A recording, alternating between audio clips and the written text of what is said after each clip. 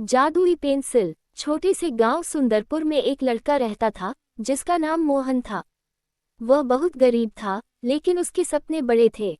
मोहन को चित्र बनाना बहुत पसंद था, मगर उसके पास न अच्छे रंग थे न कागज।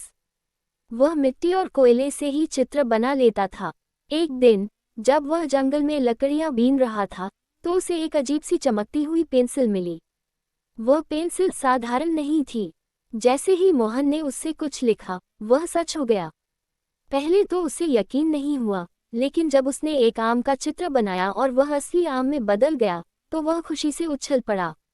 अब मोहन के पास एक जादुई शक्ति थी। उसने अपनी माँ के लिए एक सुंदर घर बनाया, पिता के लिए नए औजार और अपने दोस्तों के लिए किताबें। गांव के लोग ये देखकर हैरान थे कि मोहन के पास अचानक सब कुछ कैसे आ गया। लेकिन एक दिन गांव का लालची साहूकार रामलाल ये सब देख रहा था। उसने मोहन को बुलाया और पूछा, तुम्हारे पास इतनी चीजें कहाँ से आईं? मोहन ने डरकर सच नहीं बताया, लेकिन साहूकार को शक हो गया। उसने रात में मोहन के घर से पेंसिल चुरा ली और अपनी हवेली में ले गया। उसने सोचा कि अब वह दुनिया का सबसे अमीर आदमी बन जाएगा।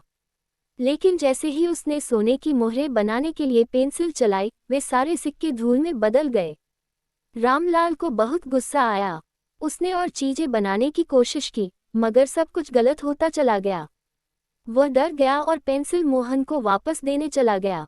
मोहन ने मुस्कुराकर कहा, ये पेंसिल सिर्फ अच्छे लोगों के लिए काम करती है, लालचियों के लिए नहीं। साहूकार को अपनी गलती समझ में आ गई और उसने माफी मांगी।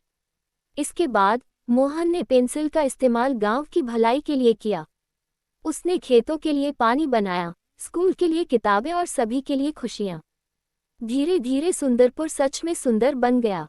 लेकिन फिर एक दिन पेंसिल ने चमकना बंद कर दिया।